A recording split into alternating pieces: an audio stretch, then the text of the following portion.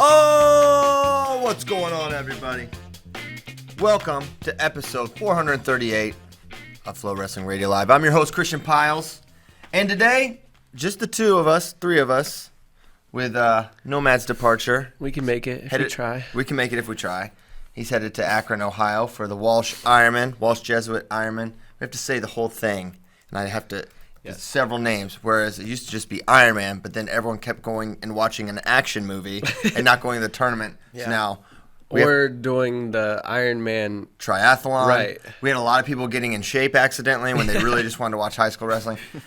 It was a whole thing. So now Walsh Jesuit Ironman is happening this weekend. He's on his way. Spay's on his way. Brock Height's going to be there. Zeb, you may be familiar with his work, will also be there. I think this is one of Zeb's favorite events of the year. Yeah. It's a good one. I remember this was one that may have been the first time I ever worked with Zeb. And watched him. If you don't know who Zeb is, you probably haven't been on Flow that long or that much, but kind of known for his interviews. And he gets right up in the dude's face. I remember he did one with Drew Periano at Ironman, and he had Drew like basically backed up against a wall, surrounded by like a fake tree, and it was like right there. Anyway, so yeah, I'm sure we'll have some good interviews coming from Zeb. But we'll maybe get to Ironman in a little bit. Patti Gallagher is going to be there. Yeah, kind of big news. I think it was Tuesday night. Mm-hmm. Monday night? Monday night. Yeah. We didn't get to it because we were jam-packed on yesterday's show. Slammed. But number 2, Patti Gallagher. I think he's number 5 on the junior big board right now. He won Fargo, won a big school Ohio State title last year over then number 1, Connor Brady. It was kind of an upset. And he's been a guy that's been really high on like the junior high big board and everything. St. Ed's kid. But he's really jacked. Yeah, an insane pace. He wrestled at who's number 1, lost to Keegan O'Toole, but Keegan O'Toole's top 5 kid in his class. He commits to Ohio State, and Nomad and I were talking about it in the office yesterday. Kind of surprising. I think we all thought he was going to Iowa. I know Nomad got that impression after being at who's number 1 with him and everything, and he just like had that. He kind of has an Iowa style, super hard hands, really heavy pace, and Iowa's had success going into Ohio and getting some kids. So it kind of felt like he was going there, but it seemed like with the way he announced and like the graphic, he was really excited to stay at home. I think that meant a lot to him. Yeah, I think it's a good fit. I think he would have done great at both. Oftentimes with these blue chip guys, they're just choosing between great situations, but. You know, him staying I think for Ohio State, he's a good fit in addressing an area of need. I don't even know what weight exactly they have him pegged as, 57, 65 or whatever.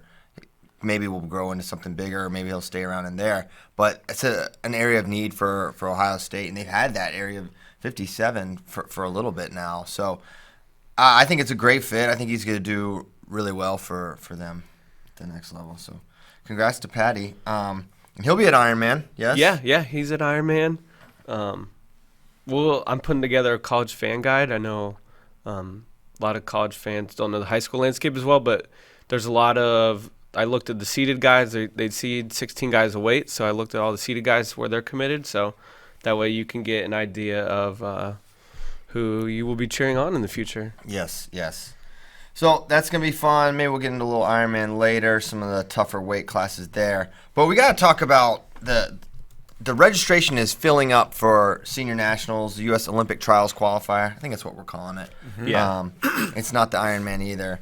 So we've got a little bit of a kind of a wait-and-see game with some of these weight classes. Like for right now, 57 kilograms has some hammers. Nashawn Garrett, who is already qualified, is going. Nathan Tomasello, Vito Arujau, Zane Richards, Alan Waters, Corey Clark, Clamara Pirelli, a lot of really tough dudes. That's without Spencer or Soriano, who we are anticipating will be in Fort Worth.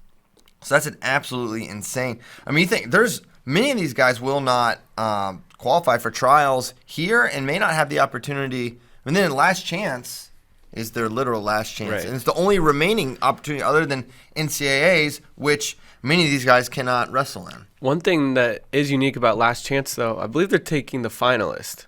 Really? I'm pretty sure I can double check that while we go ahead and start talking about the definitely field. new. That's right. They're right? taking top 2. Yeah. And that is the only tournament where a wrestler who has already qualified cannot enter. So it'll be all guys who haven't qualified yet, and top 2 get a spot. Usually it's just the champ. Mm-hmm. Yeah, it was last time around. Well, that's interesting to know. Now, one thing that's interesting, and David Bray ignited a controversy last night by saying, Jordan Oliver is registered and he could potentially steal a spot. Yeah. So what he's talking about there is U.S. Olympic Trials qualifier takes the top 5, right? And if you finish 6th, you don't qualify for the trials, regardless of who finishes in front of you. Yes. Whereas at the Farrell, Kyle Snyder went and won, but he did not deny Machiavello from qualifying. Even though they only took 1, if you were already qualified, you couldn't block a spot. But here, you absolutely can. You can steal a spot. So like at 57, Deshaun Garrett is qualified. He could steal a spot. Jordan Oliver is qualified. And Alex Daringer at 86. And you know what's interesting? You think about, why would you do this? It's, one, you wrestle because you're a wrestler and you like to wrestle and you want to see where you stack up against competition. It's a good way to see that, 1. But 2, by taking a spot, you are effectively, think about our 65 and 86 kilogram Olympians. They were the 9 seed in 2016, Molinaro and Cox. Molinaro qualified by finishing 5th or 6th last year or 4 years ago at the this very tournament. December Open. The December Open. It was called something different then.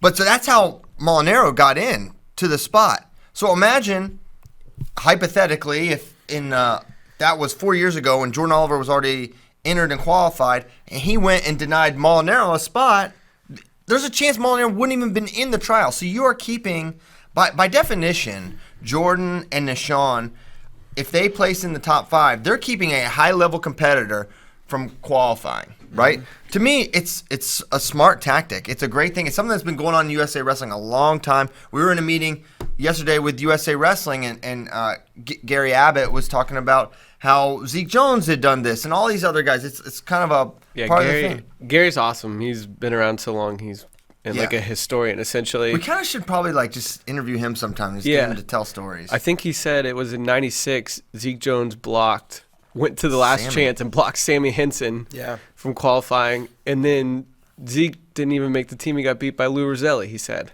Yes. So it's like a little gamesmanship. Yeah. But this is for an Olympic spot. Yeah. So why not make the field as easier? Yeah. You see the depth that we have in the U.S. now, and you mentioned Molinaro qualified at the 9 spot. Jaden Cox, qualified, was an Olympic bronze medalist in 2016. He was also a 9 seed. Yeah, Molinaro was 5th. Right? Molinaro was 5th. So the depth in our country is really good. And if you're Jordan Oliver, he looked outstanding at the Farrell. He looked like making the weight was no problem. He was he was all the way on. So if you're wrestling that well, why not go to the tournament and have a good showing? But also, why not give yourself another reason to maintain that discipline that you've been clearly demonstrating, right? Why not go into a field with these guys and get more matches right here in the U.S.? I think it's smart for a lot of reasons. So it's great. Someone's brought up on Facebook too. It can help improve your seed too if you have lost to some of these guys in the field. The last time out. Yanni's registered, right? So he has that loss to Yanni this year, so he'll have the opportunity to kind of avenge that and maybe put himself in a better position. Or get another. He wouldn't be able to wrestle Yanni any other time. Yeah. Right? Yanni and Zane are the guys. He's been able to beat Zane, and I'm sure, in the practice room he had, it sounded like he was beating Yanni. But obviously when it came competition time, he lost. So you get another feel for a guy that could definitely be in your way.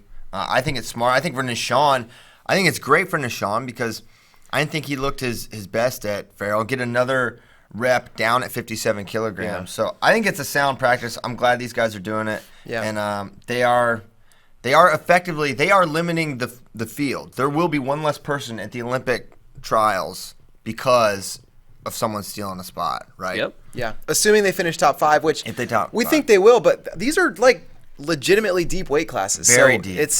That's what's exciting. I mean, you look at 57 kilos. There are 4 like hammers that haven't even registered for this event yet, right? And you already mentioned Suriano and Spencer Lee, but Darian Cruz not yet registered, Jack Mueller not yet registered, and we already have the guys you mentioned: Corey Clark, Alan Waters, Pirelli, Nashon, Nato. So yeah, some of those guys, a lot of those guys are not going to qualify. Yeah, and how do you There's seed this? already too? 3 NCAA champions entered in Clark, Garrett, and Tomasello, and then we expect at least 2 more with Yeah. Suriano and Spencer Lee. Yeah, and Cruz would make a third. So Yeah. I don't know how you seed something like this.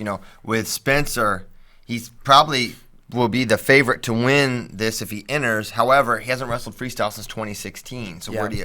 where do you put him? But the good thing, I guess, about it, the weight is so good that no matter where you put any of these guys, it will be problematic and deep and really difficult. So Yeah. it's not something where it's like you put him on the top side to keep him away from the clear number 2. It's like, I don't know who the clear number 2 is. Maybe it'll be Suriano. Maybe it'll be.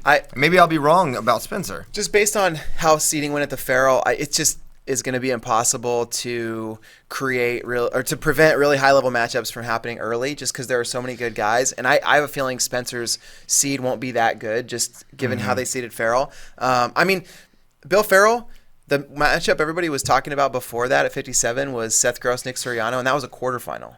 Like, we all thought, oh, this could be a great finals match. That happened in the quarters. Yeah. And I think Spencer's going to get dropped in with a low seed somewhere like that as well, and he's going to hit somebody early. And Yeah.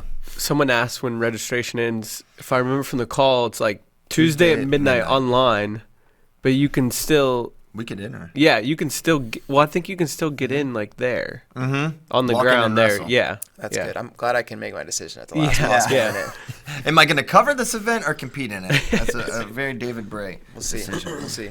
Yeah, we'll see, and we'll see with 57. Man, there are going to be a lot of good guys that don't qualify here outright. So excited for that. Excited to see if those other guys register, because I think if those 2 are there, it's the way to the tournament, and it's what will dominate our discussion. Want to talk about 65 because last year, this is the dumb thing about Olympic weights. We have a 2019 125 pounder and a 2019 157 pounder in the same weight class. Sean Foss, big shout, and Alec Pantaleo. Could this be our opportunity, by the way, to take Foz to Golden Corral? There's got to be. Listen. You can't walk a mile without hitting a Golden Corral in Fort Worth. I just have to assume, or something comparable. We were in one of the other big buffet cities on the planet this last weekend. Vegas, and Sean Foss was there. Oh. I saw him. I walked by him. I have so and much regret. I don't know if I'd recognize him. missed a big opportunity. Yeah. Yeah, 65 kilogram Sean Foss, or Foos as my son calls him. So that's exciting stuff. But another really, really good weight, as we mentioned, Jordan Oliver, Yanni D, Frank Molinaro, all in this one. But there's a lot of other really, really tough guys. I think McKenna's going to be there, Dom Demas, Dean Heil, Sean Foss, Jaden Ironman, Josh Saunders, Nick Dardanes. So another super tough weight. We could see guys like Meredith and Ness enter the tournament. To me, I'm most curious to see how Yanni looks coming off what we saw him make big jumps, and another opportunity for him against Jordan Oliver. I think is good, but between now and trials, is I feel like those 2 and. Well, here's the way I'm like drawing it in my head is that Zane will be the one by being the rep this year, and therefore it's going to be Yanni and Jo as the 2-3. So I feel like that's going to be a trial semi. So I think for both guys it'd be great for them to wrestle each other once more. And we haven't seen Yanni in a little bit, right? Like when's the last time he competed? Was it Last time he competed? Did he go abroad one time after? I thought he might have, but now I don't remember. I don't think he did. I don't think he did. Yeah. I think the wrestle off on Labor Day weekend. Yeah. So I haven't seen him since Wilkes-Barre. Yeah. So, really excited to see him. And, there's a lot of guys that could be landmines here for any of these dudes, like Ironman and McKenna, as good as they are. But, yeah, we're going to see only 5 are getting through. J.O.'s going to block one, I think. I think J.O. will be top 5. And so there's going to be some monsters on the outside looking in here. Another landmine I would watch out for it this way is Evan Henderson. Yeah. He was so good at the Farrell, and he beat McKenna, right? He beat McKenna, and he came from, I think he was down like 8-1 or something, and he was way, way back, and he came storming back and just looked outstanding, scoring a bunch of points at the end. He's so hard-nosed, and he's a guy that's going to give people problems for sure. Yeah, what a beast. Dean Heil, not mentioned. Yeah.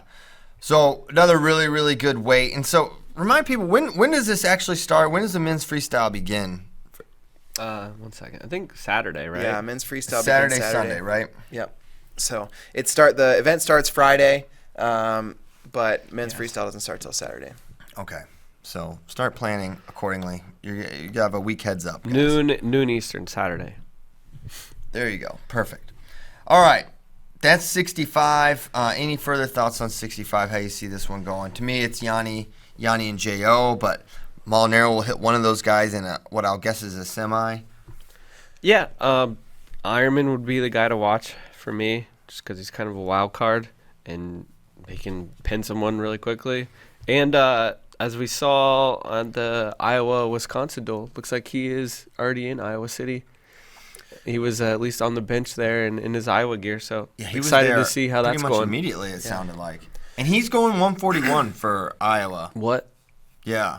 He's not going to go up to 49. Dang. Yeah. According to him. I would say like one of the best kind of storylines that emerged out of Farrell is just that Molinaro Oliver rivalry. I mean, these guys have wrestled for a long time. They've wrestled a lot of different matches, but man, that was super intense in the finals. Oliver was really in control of the match early, and then Molinaro was getting 1-pointers, like kind of trying to come back. And those guys were kind of jawing back and forth after the match, all the way up onto the podium. Their families were involved. It was like kind of crazy. So if Yanni gets the 1 seed here, we could see a Molinaro Oliver semi, which I would love to see those guys run it back. And I think both Oliver and Molinaro are guys who seem extra focused in this Olympic year. Like they both seem locked in on the weight, which is a hard cut for both of them. And they both looked just kind of all the way activated in New York. So I really want to see that match again. Yeah, Molinaro's kind of MO when he was on his run in 16 was he was finishing. He was able to get 2s and 4s, and he was winning by criteria or having that big move and being able. So for him to not be able to finish, that's a clear area of where he's got to improve if he wants to beat J.O. Or he's got to make J.O. be the guy getting 1s, which that doesn't look like it's going to happen because J.O.'s going to be able to get to guys' legs consistently. So, yeah, looking for them to run that one back because that was an exciting finish. And a little bit of drama is not the worst thing in the world. All right, 74, another one with some heavy hitters not registered, Nolf and Chenzo. Neither are qualified, both expected to be in attendance here, especially given the I'm assuming Nolf is all the way healthy. He had the knee thing at Farrell. Didn't hear any real details about it. He wrestled in the final. But he's not qualified, and do you want to sit and wait? He's not an NCAA wrestler anymore, so you can't count on just winning NCAAs this year.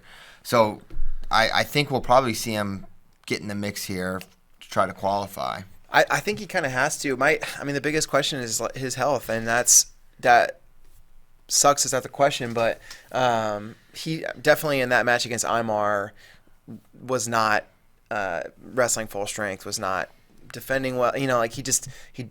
Imar knew it too. Like Imar knows you don't normally beat Jason off that way. So I hope Nolf's all the way healthy. Yeah. And I hope he's back and looking good. But that's one guy that every time I refresh the registration list, like I'm searching for Nolf. Is he here yet? And so I hope he is, and I hope he's 100%. Nittany Lion Wrestling Club is known for registering very late. Yes. So none of them are registered so far. So we're waiting for that, but beyond that, we'll have Carson Karchel is going. Yeah. That's kind of exciting. Yeah. I want to watch him. Interested to see where he stacks up. He prefers freestyle. Yes. He'll tell you that. He's really good on top. He's got a really good gut wrench. So interesting to see how he stacks up against senior level guys. Maybe he gets smoked, but I wouldn't be surprised if he found his way in the top 8, top 6. Yeah. Conversation. He's so good on top in freestyle that he may only need one takedown, and if he can get a gut going. But we've got Mekhi Lewis, Chance Marsteller, Tommy Gant, Nazar, who just beat Mekhi, LaValle, Wick. It's a really tough weight, so maybe I'm talking myself out of it a little bit. But I really am high on Karchla. I think he's going to have a nice career at Ohio State, and I think he's got a bright freestyle career as well. But beyond that, there's no one looking to steal a spot here, is there? No one here is qualified because Mekhi's not qualified. No. Chinzo and Nolf are not qualified. Right. And it's interesting because Chinzo and Nolf look to me to be the top 2 in this mix, but maybe Nazar. But last time it was all Nolf, which I would have predicted Nolf to win, but he completely shut down Chinzo. Chinzo, was not really close to scoring hardly at all, which that surprised me a little bit. I thought they would be a little closer than they were. So that's 74. 86 is also going to be really tough. Zahid. We're expecting Zahid Valencia, Aaron Brooks, Sammy Brooks, Nate Jackson. And one guy that's not on the list that we have right here, but who is registered, is Alex Derringer. So he can steal a spot. He qualified through Farrell. So, that's a guy that adds a lot of just intrigue. A 3-hour drive from Stilley. Yeah, why not? Get down there, block a spot. Get more mat time. Yeah. Smash some people. Especially up at 86 to kind of adjusting to that weight after having gone 79. Smart, I think, for him to get another tournament in. So additional guys in here: Miles Martin, Nick Heflin, Max Dean, Pete Renda. Those look to be the best, the cream of the crop at 86 kilograms. And for me, I want to watch Zahid Valencia against these guys. I want to see Zahid against Miles, and that's one guy I would like to see Derringer against again. Those two have had their battles, and I bet if I'm Zahid Valencia, I know that Alex Derringer is going to be a guy in my way as I'm trying to make this 86 team.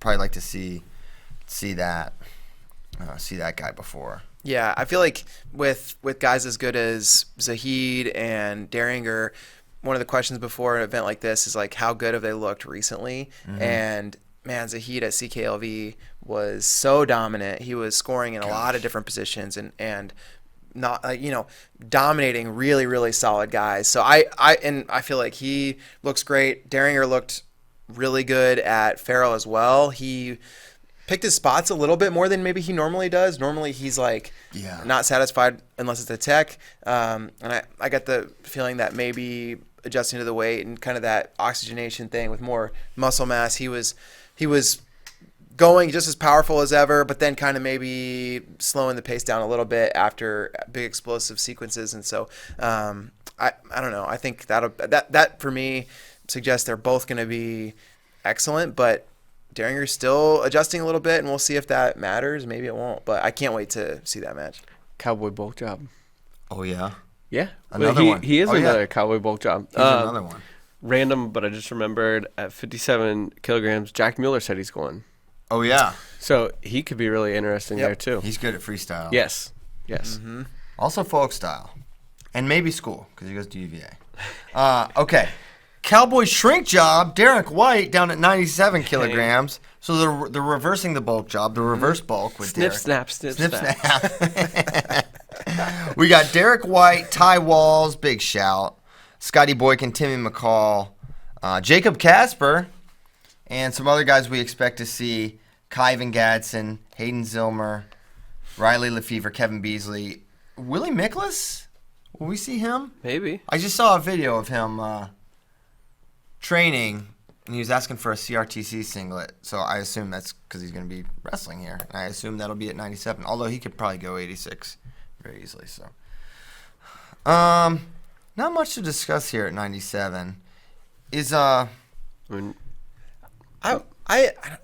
part of me that wonders if Is Bo Nichols qualified. He won Worlds at 92. I was thinking like 97, but yeah, he's in. There's a part of me that wonders if Kyle Snyder will just show up like he did at the Farrell. Like he didn't need to qualify at the Farrell. And he showed up. I mean, he seemed like just kind of the tone from Snyder after making his move to Nittany Lion is like, man, I have stuff to work on. I want to beat Sadulayev, and so I don't know. I haven't heard anything that would suggest that he's going to be here, but part of me wouldn't be surprised if he does show up. My thing with Kyle is, I don't know. I mean, I'm sure he and his coaches can learn plenty, but I just always feel like domestically he just chews through these guys so much. He doesn't really have the opportunities to look vulnerable. Yeah. Right? He looked really good at the Alans this weekend too, and having just traveled to Russia, I mean, I would guess he's not going to be here, but wouldn't be the first time. Yeah. Wouldn't be your Regan in the Penn State duel. Yeah. What was that, 2016 or 17? Yeah. I can't remember now. Did you guys see they had to adjust the order of the finals for the Alans because James Green and Kyle Snyder had to go catch a flight back to the United States. So they moved the finals at 74 and 97 to the first two finals so they could get out of there. So those guys both looked really good, made the finals, but apparently also had to catch a plane. They were also trying to get Snyder to go to lunch with like Sadulayev and a bunch of like right before the finals too. He's like, no, I'm like, guys, I'm wrestling. He's like, I know what happens in those kitchens with those cooks who've been paid off. Yeah, he's got the Kumar. He knows what's going down. Yeah. That's not a flight you want to miss. And then 125, we're expecting Anthony Cassar, Tony Nelson, Don Bradley, Nevels, Wood, and Hamida. But also, Daniel Kirkfleet is registered, and that's about it. So 125, not a lot going on there. Gable's qualified, Gwiz is qualified, and we're waiting to fill in the rest of the spots. So yeah, Don Bradley did just register yesterday, okay. So he's in the mix now, which is good. So that adds a little more juice to this. All right, Steve and Kyle, why don't you give us some weekend goodness? What should we talk about? Should we talk a little Ironman, upcoming matches? What do you think? Not a ton on the college slate this weekend. Yeah, they're mostly off. It's finals week, I think, across the board. Man, I remember I went to Old Dominion. It's not exactly an academic power, at least I'm not. But we got out like early. I thought it was like early December. So I feel like this is going on a while. Well, it just depends on what school you're at. I think some finished last week, some finished this week. But yeah, I mean, the dual slate, there's less than 20 duels. Probably the biggest one is Bedlam with Oklahoma State, Oklahoma. I know John W.T. kind of teased that maybe because a reporter asked him, there's not a ton of Oklahoma natives in the lineup for either team this year. Mm-hmm. And John's like, well, there could be more. Kind of like hitting that like G. Feller and Joseph returning. And don't quit playing games with my heart, John. If G. Feller came back, Demas. G. Feller, Dom Demas. Has that ever happened? Not that I know of. I haven't seen it. Okay, well, we need to see it. Who you picking if that goes down? If that goes down, G versus. Well, here's the thing, Dom. If he doesn't hit that Granby and get away right away, he's kind of stuck. Now, I don't think G is as good on top as McKee, but he's really good on top. He's pretty solid, yeah. Mm-hmm. He will ride guys. So I think that's a tough matchup. But I also think the first time you wrestle Dom Demas, you might just get thrown to your back and pin slayed. So I'll say right now, even though I'm always more bullish on G, I think I'd have to pick Demas. I mean, he's been in the your first test is against Dom Demas. I don't know, man. That seems really tough. And while Dom hasn't been, he's the preseason number one, right? He hasn't been that guy. He's still been pretty solid this year and had a good showing at Vegas despite losing to McKee. Tech followed for third. Mm-hmm. Yeah, I got Demas in that match as well. He's hard to score on from neutral, and then of course is like one of the most dangerous guys in all of NCAA wrestling, maybe the most dangerous guy in NCAA wrestling. So I got Demas in that one. And then if Joseph returns, he'll have the Ant-Man. Oh man, Anthony Mantanona. That's gonna be a mess. How fun would that be? It's gonna be fun. Kind of feel like Joe would just like snap him down a bunch and score, but Mantanona will not go down without trying something audacious. And What Nomad was saying that like something like 30% of Mantanona's matches have a combined point total of like over 30 points or something. He has 14, I think, and this was before CKLV, 14 matches in his college career where both guys scored over 10 points. Yes. That's absurd. That's got to be a record. Yeah. He should have there's got to be some award for that. I don't know what it is. And then the third kind of big matchup would be Dakota Gear, Jake Woodley. Woodley coming off a good CKLV, and Gear, of course, an All-American last year. Yep, that'll be a good one. So, yeah, Bedlam will be exciting. 41. I hope we see those guys. As far as actually on FloWrestling this week, the Reno TOC kicks off tomorrow with the 2 high school days, and pretty much all the elite California teams are there. Yeah. And then Allen, Texas, so Ferrari watch. Oh, snap. Yeah. AJ Ferrari, he's taking a break from his TikToks. Man, I think that's a good idea. I hope he does both. Why not both? You can do both in Reno. Yeah. But Gilroy, Poway, St. John Bosco, Clovis North, all in attendance. What do you think John Smith thinks when he sees these videos of AJ Ferrari dancing? He has to be just so confused. I'm like, what the hell is he even doing? I hope he hasn't seen it yet. I hope he hasn't seen it either. The best, I just imagine Chris Perry just on Instagram seeing that and we're like, oh, I got to make sure John doesn't see this. He's not going to understand. Okay, so that was the AJ Ferrari TikTok update. Yeah. He'll be there. Andrew Lira is wrestling at Reno.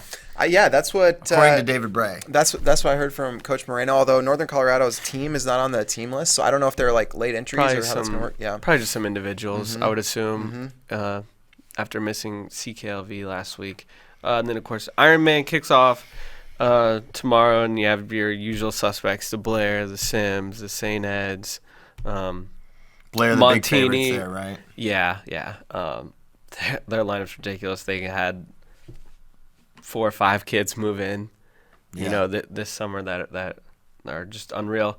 And then UNI Open on Saturday, Indiana and Northern Iowa sending full teams, but then you always see a bunch of really good red shirts there. I know Spencer Lee went there a couple years ago before they pulled him. Jacob Warner, Jake Woodley had a really good match there last year. Long Island and Drexel, and then a nightcap on Saturday night, a little Saturday night wrestling, Chattanooga and Iowa State. Oh, yeah. Chattanooga trying to duel every team in Iowa, apparently. They are. Did they get in UNI at any point? I don't think they do, but Crap. They already made the trip to Iowa City this year. They love Iowa. Yeah. Yeah. And that'll be the first match for Iowa State fans at home since the Iowa State duel. And, Hilton Coliseum was packed last time. Obviously this isn't quite, not nearly as big a match, but that place is really excited about their growing team. And so, and Iowa State had kind of mixed results at CKLV, so I know they're going to want to get kind of back on the right track and just really put on a show in front of those fans. But that duel should be interesting. There are at least a couple of ranked matchups. Yep. So at 149, Tanner Smith, number 22. Jared Dagan down at number 11 now after a little bit of a rough weekend. But at 184, Matt Waddell, number 20, and number 11, Sammy Colbray. Good stuff there. Okay. All right, 8:33, deep in the heart of Texas. You want to get to some questions from our dear friends? Let's do it. Okay. Well, did you want to? You have Iowa and Penn I State's know. lineup in here. Did you want to talk about this? I kind of want to talk about it, but I kind of like, I don't know. Do we want to do Iowa versus Penn State right now? Because I was thinking, with this new lineup. Yeah. But we don't know if it's the new lineup because I have 97. I have Warner versus Rashid, but that may be presumptuous. And I heard that Rashid is registered at 184 at the Wilkes Open. I heard that too.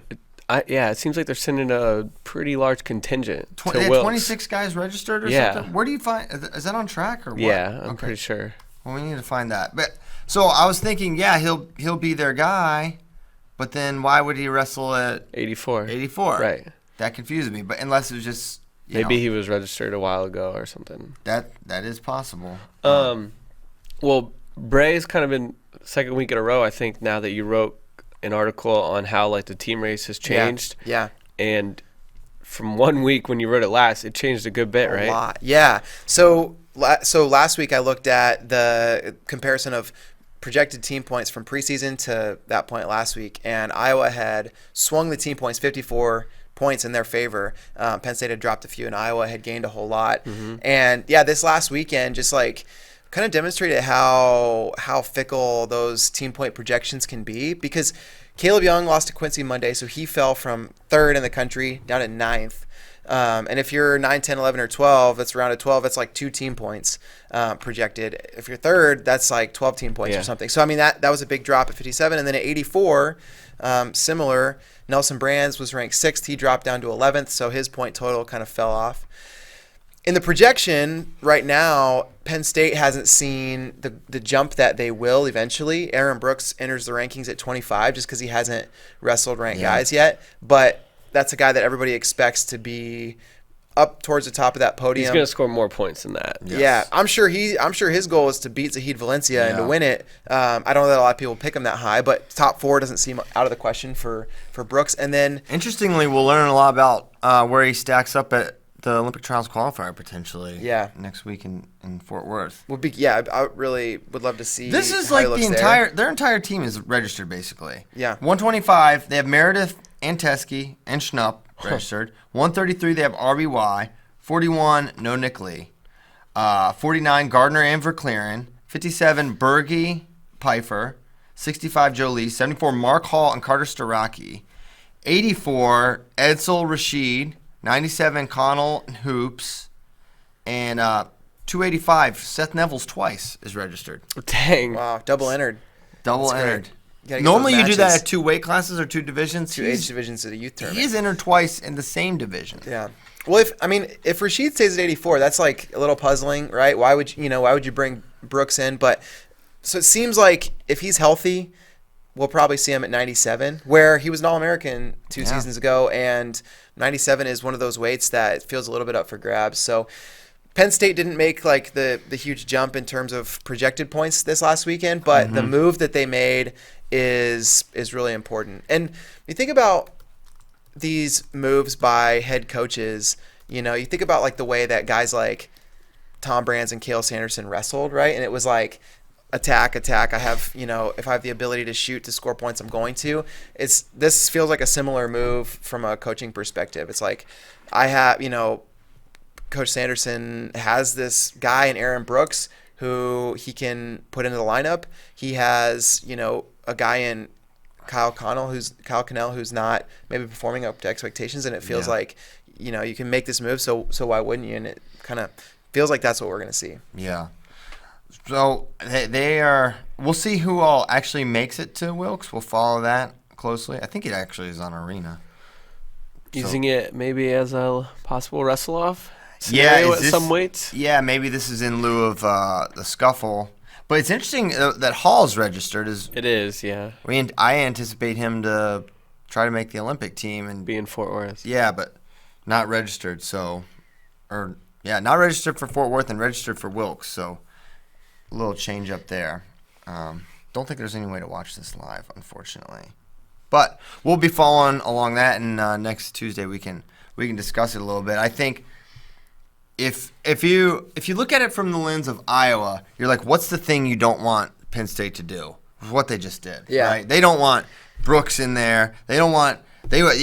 Keep going with Cannell. Don't make a move. And this is a move that I think hurts Iowa's title chances and helps Penn State's definitively. And now they have another really high-powered point scorer. Now, to the degree, I'm not sure with Brooks. And one thing, Nomad has kind of called attention to relative folk-style struggles for Brooks. And I say relative because he's like all world and freestyle. He's made so many teams and medaled at the world level. But, he talks about, at Midlands he didn't quite have the results maybe he thought. And then at Super 32s previously, maybe not. So that is notable, although he's so good. He makes his money on his feet. I feel like it'll translate. If he has some mat liability, I would expect that to be shored up by the time March hits. Yeah, I mean, you look back at seeing Penn State guys come through that sort of developmental year, guys like Bo Nickel, who at the Scuffle dropped the match to Andy McCulley and like had a hard time getting his offense like fully activated, and then you see what he did. Yeah. And so I don't know, they just have such a track record with guys like that it feels like, you know, yeah, even though Aaron Brooks dropped a match at Midlands and you know, and in other matches maybe didn't look quite as good as he could have, I don't know, just feels like they've got the sauce, and he's going to be just fine. Yeah. Yeah. If you trust any room in the country, it's that one. Yeah. No doubt about it. So that was a little Iowa-Penn State talk, and maybe we'll go into a full. I really want to see Shakur wrestle a match at 97, maybe before we do the full pre-White War. 84 or any weight 84. class. I would love to see him. Yeah. We wrestle could see any him match. go back down to 65 again. Any match. That was a pretty. He tough was scene. really good for the first 2 minutes. It was amazing. He would like, who is it? Steven Rodriguez. Steven Rodriguez. He came out, boom, took him down, cross-face cradle, almost pinned him. Yeah. And then he just Up 6-0 right away. he could not sustain. He lost to McFadden that way at Virginia Tech. I remember. Yep. He was way too big for that weight. I'm glad that Rashid's entered in, you know, this tournament at all this weekend, just because like he hasn't competed yet, right? Like we haven't seen him. I don't think he's wrestled a match yet this year. Mm-hmm. And so that was one question in my mind when the Aaron Brooks red shirt was pulled was, is it because Rashid's going up to 97, or is it because Rashid's not going to wrestle at all? Yeah. So I'm glad to know that he's registered. And even if he enters this tournament at 84, at least like seeing him on the mat will be, I think, a positive sign. Absolutely. Yeah. Okay. Question.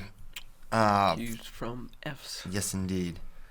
Austin Amos. Which trio will have the best showing at NCAAs? Spencer Lee, DeSanto Murin, or Chinzo Hall Brooks? I think this is obvious. I think it's the Penn State trio. Yeah. Because I think Lee and DeSanto, sure, Lee is going to be the highest point scorer of that bunch, but the difference between Spencer's and I will say Hall, who's probably the most likely champ of those Penn State guys listed there, is maybe going to be 3 to 4 points, right? And then I see Chinzo having higher point scoring potential than DeSanto, even though they both could win. And then, but really it comes down to Brooks versus Murin.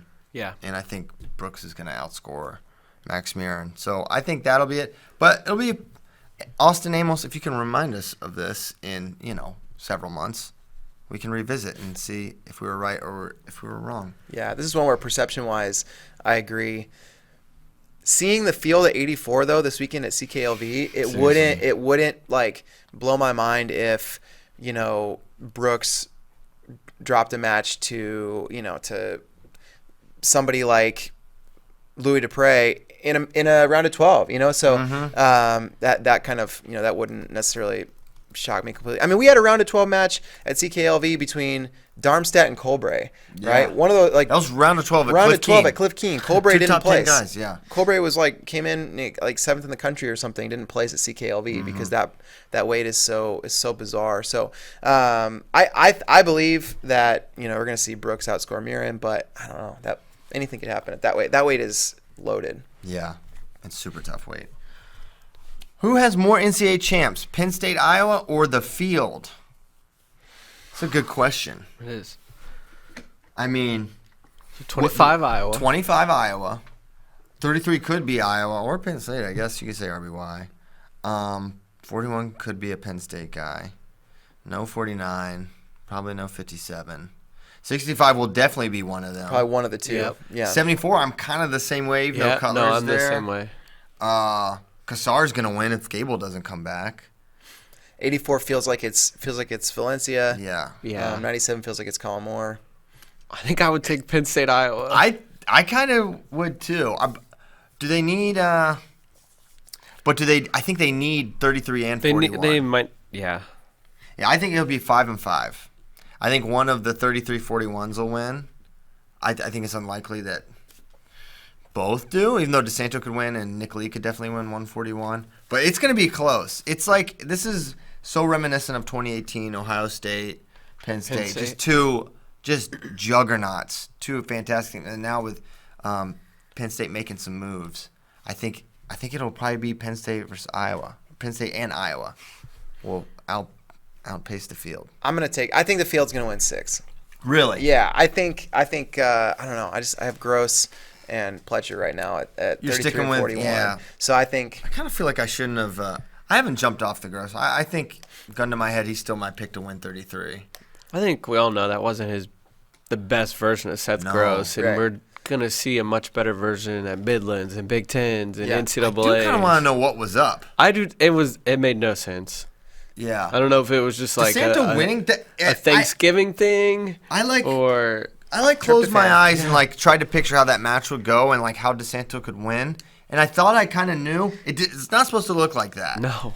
It's like, I thought it was like, get taken down late in the first and maybe ridden out, but you don't get turned, and then you go neutral and you start to fade, and then, it's very DeSanto-like. I could have seen it like kind of like that Miocic match where it was just like a blitzed attack. Dump. Yeah. Yeah. Where it was just like a blitz attack, and next thing you know, you're down 10-0. Yeah. And then you're like, what the hell? Yeah, what is happening? And then, Chill out. And then maybe he came back a little bit like a 10-4, 10-5, something like that. Yeah. But the way DeSanto wrestled so smart. yes. And it just looked like Gross's feet were stuck in the mud. Counterpoint, he tried to reverse jump over but him. okay. Yeah. After that, though, He was very He smart. wrestled very smart. Also, he's gonna hit that on somebody this year, and it's gonna be glorious when he Yeah. does. If he hits it flying, he literally, at that point, he was trying to jump over Seth Gross. Well, Seth was supposed to stay down on the mat. He wasn't supposed to stand up. That's on Seth. That's on Seth.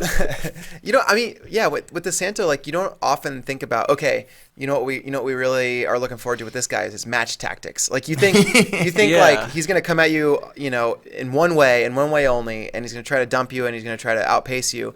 But I think that could have been part of the problem, is that if you're Gross, like, part of the plan is don't get dumped and go to your 2-on-1 where you've been scoring on all these high-level 57-kilo guys just recently. And DeSanto cleared the DeSanto 2-on-1. scored on him when he He's had the the 2-on-1. 2-on-1. Yeah, and then it wasn't, he wasn't defending the shot. Gross wasn't defending the shot or the attack he was expecting. So I think it was, that those tactics probably combined with just not the right day for Gross made that match probably a little bit of an unexpected just approach for DeSanto, and I think that probably had something to do with it. Yeah, it was interesting how easily he just like kind of grabbed the leg. Yeah. The one time he took like the slowest high crotch I've ever seen, like, because Gross was just like letting it in. He's like, all right, I'll shoot in right here. But yeah, Gross didn't have it once he got in. So okay, yeah, we'll stick. Yeah, I think you're probably right. I don't know if I'm backing off Pletcher or not. Backing off Nick Lee or not. Yeah, that's the one that I feel like is a little more of a coin toss. Yeah, I kind of think, I'm not ready to abandon that yet.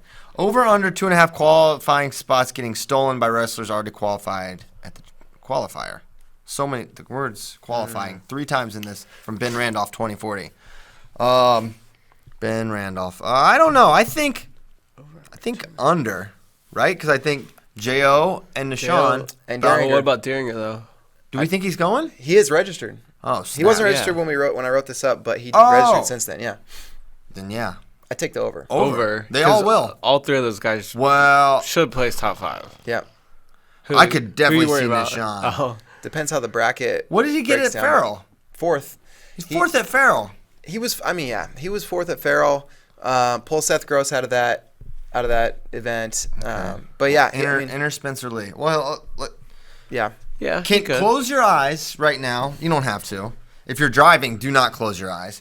But can you see? My eyes are closed. Okay. I feel like I'm gonna get pranked. I'm opening them. Sion, bring out the cream pie. No. Zane Richards, Vito, Soriano, Nato, Lee. That was 5 guys right there. Yeah. Right? That's not even mentioning Pirelli, Corey Clark, et cetera, et cetera. I'm taking the over. I believe in Nation. I am too. Man, I feel it feels very anti-Nation if I say under, but it's not. Jack Mueller, I'm under. This way is so good. But I mean, a lot of people are still going to register between now and next week too. So I think the 57. You think more people? I mean, more people are going to register, and I wouldn't be surprised if somebody else tries to take a spot. If just one more person Like a enters, Snyder. Zeke or- Jones. Yeah, Zeke Jones. Zeke Jones has a history of doing this. Are So we just gonna ignore that? Or he's gonna ignore. I think Mako used to do it too. yeah, I feel like there are. We need to get a USA Wrestling history of spot stealing. Mm-hmm. And not make people angry. Spot earning. Wow. It's earned. That really changes the way I look at things. Earned, not given. Exactly. But they already earned it, so I don't understand what it means because they're already in. That's the whole point. Whatever, dude. With USA trials in December and April, when, if, do you think all weights for all 3 divisions are going to be qualified for the Olympics? We will not qualify all divisions for the Olympics. Probably not. We didn't last time. No. Nope. I don't think that'll happen. Like I think people forget too that Molinaro didn't actually qualify the weight at the event, right? It was like a doping issue with somebody who qualified in front of him that got him in the door. Yeah. And Molinaro was 5th in the world, right? Like Molinaro he took 5th at the Olympics, was an inch away from an inch away from beating Frank Chamizo and winning a bronze medal, and he didn't qualify without the help of a doping violation. Like this is no joke to qualify, and they've made the field smaller. Not to mention, not just a doping violation. It was the meldonium thing where they said, okay, this guy's out, bump up Frank. Then they said, actually, the meldonium thing is kind of BS. So that guy's actually back in. So the guy that got bumped out for Frank actually wound up getting bumped in. And Frank didn't lose to him either, right? I don't know if he did, because it was like Habit versus Molinaro almost. Yeah. I think they were comparing who they lost, but Frank had beaten someone that I forget how they decided it. It was crazy. Mm-hmm. And then I think it was Medmurad Gadjayev, and I think Molinaro actually wrestled him at the Olympics and beat him. I don't remember that. That's crazy. Yeah. So it was what a saga. A lot of drama. I don't know if we'll have this much drama. Hopefully we just qualify everyone. No funny business. Qualify them at Pan Ams. That's the best and, frankly, easiest way to do it, right? Mm-hmm. We should get all our guys through then. That's my expectation. I'm sure, 57, Dayton will be the guy. I think he'll get it done, even though the Cuban will be there. Yep. You have to figure he's good, but he beat the Cuban. Seabass will probably be there. Oh, snap. A Lupina or whatever it is. Lubina, Seabass. You qualify it. Don't you? Well, Lubina. Well, I think Dayton would beat Sebastian. I would pick Dayton in a freestyle match for sure. Yeah. Okay. All right. I'm less worried. Well, maybe you both make the finals, Sebastian. That's my compromise. I wish we could have Sebastian on to talk about the Puerto Rican trials. I am so curious. Mike's interviewing him. Well, that's great. Yeah, that's great. I think he did last night. Sebastian on to talk about kicking Christian's ass at Midlands. Yes. That's which great. I'm you get to pick the to. weight. You get to pick the weight. I get to pick the weight. Okay. You're not going to Midlands? Scuffle. Oh. I'm a Scuffleonian. Don't tell Sebastian. Or tell him. Doesn't matter. I'm not that I'm ducking him. Yeah, why does he want to wrestle me? I don't know. What did I say? You were saying, just why not? Because you said you think he's going to stay at 33. Oh, yeah, that's right. I said. And then he said, I think he was just like, "You're a funny guy. I want to wrestle you. You pick the weight. Pick the weight. Yeah, that's fun. 33. That'd be a tough one. I could probably do it, but it would require some Coleman Scott like interventions. Let's make it a no tech fall match. Just I like that. Yeah, I like that. Our friend Sam Herring asked, which tournaments were fun to cover, Scuffle or Midlands? Well, I don't know. How do you choose which which child do you love the most? I've never been to Midlands. I've been to Scuffle a bunch, but I'm a Scuffleonian. I like the vibe of Scuffle. The New Year's Day. Sam Herring's there. Sam Herring was there last year. He called some matches for us. Was a rock star. Yeah. I don't know. It's just got very upbeat vibe. Yeah. John Lennon. Yes. Is the announcer. What? His name is John Lennon. Excuse me? He's the PA announcer, and he's awesome. He plays the harmonica sometimes. He does. Okay. Wow. He's really good. The hospitality room is always really legit, very southern. So yeah, I really like that. When I went to Midlands, it was back when it was Lee, Bresser, Soriano, Rivera were all in the 125 bracket. Come on. So sometimes the wrestling clouds it, but I've been at Scuffle every year at Flow. This will be my 7th Southern Scuffle. Yeah. So that one is just a little nearer and dearer to my heart. So that's fun. Love Chattanooga. It's a really fun city. The Noog, as we call it. Yeah. So I heard you have to call it that the second you get off the plane. That's the only way to fit in. Yes, it is. It's the only way you'll fit they'll in. kick you out if you don't. Hey guys, glad to be here in the nude. And they'll love it, and then you'll be welcomed. And Dan Dennis will be there. See, Oh, that takes it over the top for Yeah. me. Dan Dennis just comes up and Yeah. yells at you about something. Yells. Now he lives near. He lives near the nuke. Is he a true nougat? Oh yeah. Okay. Absolutely. Dan Dennis is an awesome guy. So I will say the Southern Scuffle because I just have the good memories there, and I'll be there again this year with my whole daggone family, the whole crew. We have a trip planned that I don't know if I should be regretting or I should be excited about, but We're doing a similar one. yeah, I'll give you the blueprint for the Piles Christmas plans. So they start December 19th, where we will pack the Toyota Corolla with as much as we can fit in it, including our children, and go to Fort Worth, Texas. No minivan. You're going Corolla. We're going Corolla. It's just a little more reliable cross country. You've already made one great decision. Going with the smaller vehicle. Yeah, I was about to say you're taking the whole family in the Corolla across the country. Yes. We don't even know where you're going yet, but Corolla got it. Okay. You just gotta trust me. Listen, when we moved here from Texas, we made it from Stanton, Virginia to Bristol, Virginia before the tire exploded. Okay. The All right. tire just randomly explodes. Okay. You never know when. It just pops. Have you looked into terrorism? No. Is someone terrorizing your car? So yes, that's very possible. That is possible. This could be terrorist related. Possibly Russians. Definitely, possibly. I've said some things that are of public in nature. Now, so we're going to Fort Worth. Okay, cool. We're doing the thing there. Then that thing ends. We're going to hit the road, Jack, from Fort Worth, Texas to South Central Pennsylvania, where my wife is from, and also about 10 miles from Aaron Brooks. Maybe we'll catch up with him. Okay. He's from Hagerstown, Maryland, which is like right there. So we're going there for like 4 to 5 days. Then spend Christmas there. Then we're going to Virginia, to my home, Churchville, VA. 4 to 5 days there. Pack up once more with all our Christmas loot. Yeah, that's not fitting. It's not fitting, but They're going to have to ship it. Well, here's the thing. Our families have washing machines, so we don't have to pack that many clothes. We're going to get clothes. We should have shipped all our gifts there. It's not going to fit.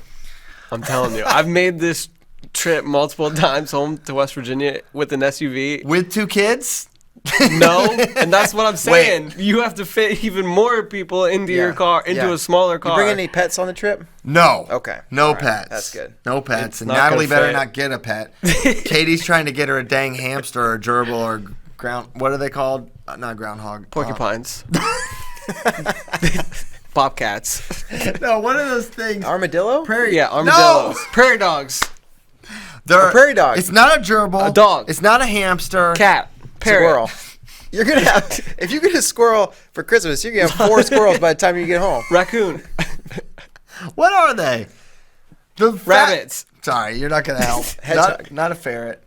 Oh, this is so great. You can't think of it. Yeah. You know what I'm thinking of? No, I'm just messing with you. It's like a big gerbil. a dog. I'm getting in the Facebook comments. Facebook, do you have my back here? They don't. What No one's What are answering those you. things called? So then so you get your pack of gerbils and from Virginia and then you're going to Scuffle.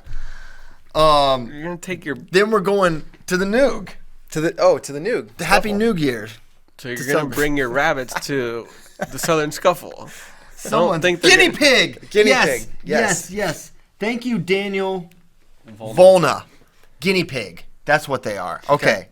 You guys are best. Oh, wow. Chinchilla. Look at all these. Chinchilla, yeah. Not a chinchilla. Not a You hedgehog. gotta remember, they're like 30 seconds behind. Yep. Thank you, Jake Bronson. Wait, is that Jake the Snake? Jake the Snake. the Our producer. producer is also in the Facebook comments saying chinchilla. Yeah. Someone should give Jake the Snake Slack access too. Okay, so we're going from Churchville to Chattanooga, Tennessee for the Noog. Happy Noog Years. Yep. Then we're gonna do that. Then we're gonna make the little drive back to Austin, Texas. Yeah. When you have to ship stuff. Well, mail exists. I and know. That's what's gonna have to happen. Yeah. I don't think it's gonna have to happen. I really don't. I would just pick up a trailer hitch on your Corolla, get a little small trailer, and then just wheel it back. Yeah. No problem. That would be fun. Yeah, maybe I will. Yeah. I think we can fit. I think it's a challenge. We'll make it fit. We're doing a similar road trip. We're starting Yeah. out Fort Worth, and then drive into Colorado Springs, see a little family, drive up to South Dakota where Brittany's family's from, and then I'm flying to the Noog, flying back, and then back to South Dakota. Yeah, so that she can stay with the kids can stay with grandma and grandpa. I did that for a last few year. days. I went to Scuffle, flew back to West Virginia, and then drove back to Texas. Yep. Yeah. It's gonna be great. Well, y'all are doing crazy stuff. Mine's just a little tighter, a little more compact. This year we are staying right here. Yeah, we're just gonna That's have. nice. We did that last year, except for the Noog. It was great. We're gonna have just similar trip, fewer rodents, but similar trip otherwise. That's funny. That was great. You couldn't think of it. Did y'all know I was thinking of guinea pig? No, I was just yelling random animals at you, so you couldn't think of it. I think that's what messed me up. Yeah. Dang guinea pig. Okay, so that's that. Why would I bring that up? I don't know. But it doesn't matter. But to answer the question, yes, I think we'll qualify our men's freestyle weights at the Pan Am, which is in March, right? Yes. In Canada. It's the weekend between conferences and NCAAs, Dang. which could present a challenge for guys like Sebastian Rivera, who Oh yeah. is gonna have to Man, try to go there to qualify. that's what makes the whole 33 thing confusing to me. Cause so he's gonna be at 33 all year long. Go to 33, wrestle at Big Tens, then go to Pan Am's, make 57 kilograms, and a week later go to NCAAs and be at 33 again. Maybe that's easier than holding 25 that whole time for him at this point. I don't know. Okay. I'm looking at some of the other questions we got on Twitter. This one was really talked about on Twitter. From Pat Fetter. I was really hoping to hear the thoughts of the FRL crew yesterday on the Hall Cutler sequence that looked like it could have been a pinfall for Cutler. Well, can anyone explain? I didn't get to Did watch you the not see it? match. Okay. Mm-mm. Bray, did you see it? We were Vegas boys. Yeah, Okay. I did see it. I did. I didn't know if you saw it on watch Twitter or not. Yeah. Cutler got in on a shot. Mark tried to dive between his legs and kind of got stuck on his back. It was probably for more than a second, and the ref was kind of, I don't want to say out of position, but he wasn't in the best position to see if his shoulders were flat. I don't like a pin being called here, though. Yeah. Yeah. I know that a lot of people brought up the Marinelli McFadden. Like, if that was a pin, then this was a pin. But no. Yeah, You don't call a pin there. You could have, but should you have? I guess. guess Yeah. you could have. Jake Yeah. Jaggers is like, if that was a pin for Lashaway, he was pinned 4 times. Yeah. But Yeah. I'm sorry, I don't think so. Yeah. I don't think No, so. I agree. I don't want. I think want to if- see pins called like that. Like, Yeah. if he lays there for 5 seconds, call it. Sure. And he's just like chilling there. Yeah. But I don't know. I think if it had been called, there would be just as much conversation about like, hey, that should not have been called a pin, right? So I got kicked out of the Glenvar Invitational in Virginia for arguing a pin call like that. So I'll obviously be a little more sympathetic to the Mark Hall side here. I'm getting breaking news from our correspondent Daniel Roy Nomad Lobdell Jr. that Seabass will not be wrestling at the Pan Am qualifier. He's going to wait till the last chance qualifier. Dang. So, Boy, he's rolling the dice. It's just in. Yep. Wow. Yep. 'Cause 57 is going to be really tough. I like this question. Joe Gilpin. Can a person win the Hodge without going to CKLV, Scuffle, or Midlands? For example, Anthony Cassar this year.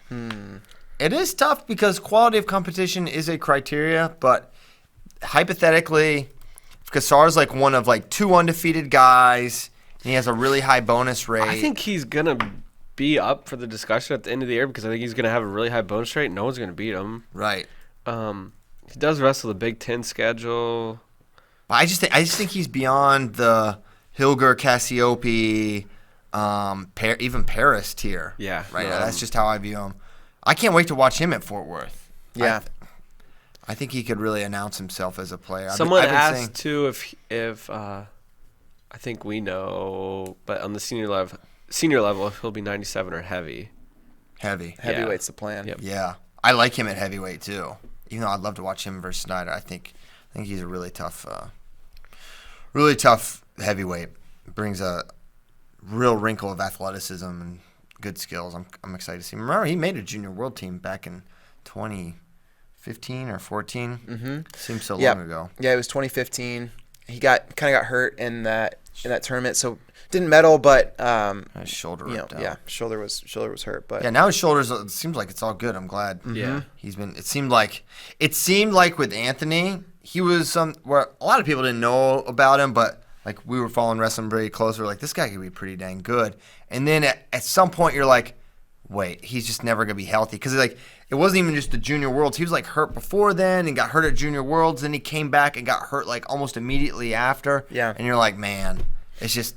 It sucks, but his body's just not going to be able to do it. But then now seems strong. He's absolutely huge now, and yeah, I think, given the construction of the Big Ten conference, guys in the Big Ten can win a Hodge without wrestling in those big tournaments this year. I think there probably are years where if your team, depending on where your team goes, like you may or may not have an opportunity to win the Hodge. I mean, I think back to 2004 when Emmett Wilson, who was an NAIA guy, won the Hodge.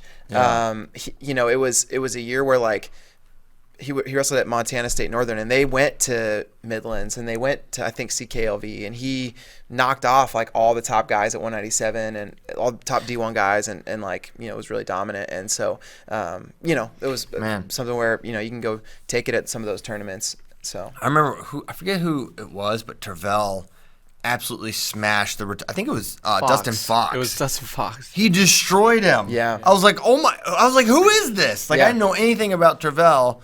And I remember going in that match, like, oh, this guy's pretty good. I'm like, whatever. Okay. Yeah. He's waxed him. That was not close. Someone's saying the Pan Am qualifiers same weekend as Big Tens. Oh, so yeah, you definitely. Same weekend? Oh, okay. Wow. Well, because it's weird because Pan Am's it does this thing where it's like the games and the championships or the qualifier. They're like back-to-back weeks. They're back-to-back weekends. Yeah. I remember Bon Rodriguez did both. The one he wrestled light, and I think he wrestled like 65 or 70 for the week later, just for kicks. So that was funny. Okay, so learning a little bit about that. I thought it was between, but it must be that I have the weeks flipped there. All right. Anything else deep in the hard text before we get the heck out of here? Call it a weekend. We'll be back next Tuesday. Can you commit to Tuesday? Committed. I'm verbally committed. He's verbally appearing committed on the show next Tuesday. Nomad will be here. He will not flip his commitment. And we hope you'll be here. We thank you guys so much. Jake, you can feel free to play us out. Thank you for listening to 438 episodes of FloWrestling Radio Live. We got Reno, Ironman, a slew of duels this weekend. Make sure you check those out. Chattanooga, Iowa State, Drexel, Long Island, and then you and I open on Saturday as well. Yeah, only a couple more shopping days till Christmas, so make sure you're knocking those out. We'll be back Tuesday. Thanks so much for listening, and we'll see you next time.